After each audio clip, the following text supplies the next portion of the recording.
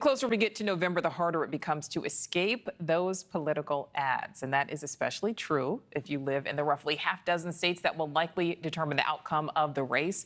One thing is clear, people are increasingly engaged. The country's largest voter registration organization, Vote.org, says more than 1 million first-time voters have registered this year, nearly a quarter of that total coming from swing states like Pennsylvania. And NewsNation's Robert Sherman is live for us in Pittsburgh. Robert, from what you've seen there on the ground, are these ads and the tens of millions of dollars behind them actually having an impact?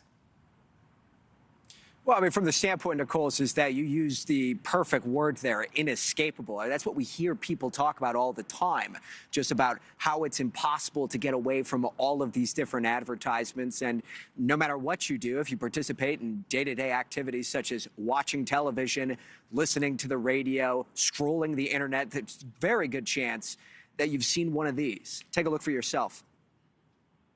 We did it. We did it, Joe. Everyday prices are too high. It feels so hard to just be able to get ahead. And prices are still too high. We did it. We did it, Joe. We all know costs are too high. But while corporations are gouging families, Trump is focused on giving them tax cuts. But Kamala Harris is focused on you.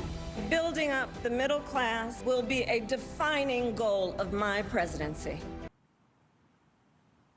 Yeah, you're going to see a lot of those through November 5th, and there is big bucks behind all of these advertisements, Nichole. You look at the breakdown here. Across the major swing states, Democrats really flooding the zone. Tens of millions of dollars being pumped into Pennsylvania, Georgia, Michigan, Arizona. But you look at the Republican numbers there. Tit for tat in Pennsylvania, same story in Georgia, but then a much larger gap in between Michigan and Arizona. And so you can anticipate that you're going to see a lot of these through November 5th. We hear people talking about them on the campaign trail, especially the thing that we noticed, Nichole, is that people really focused in on some of these kitchen table issues. A lot of people concerned about the economy, a lot of people concerned about the border. They see these advertisements, and it is something that we hear people talking about rather constantly out here on the campaign trail. Nichole? Oh, absolutely, Robert. And as we just saw on our screen there, I mean, it seems the Trump campaign is spending a lot in hopes of locking up both Pennsylvania and Georgia.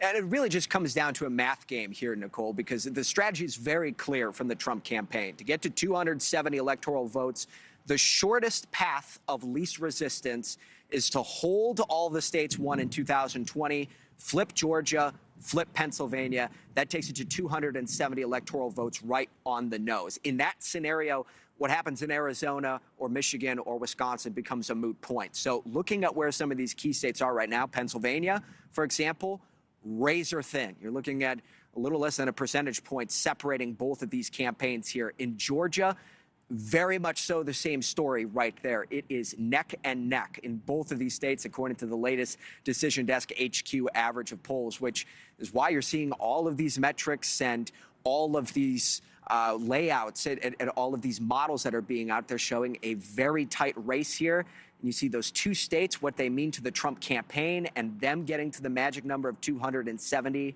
razor thin with about 2 months to go. Nichole? Thanks for watching. Go to joinnn.com to find NewsNation on your screen. And don't forget to click the red subscribe button below to get more of NewsNation's fact-driven, unbiased coverage.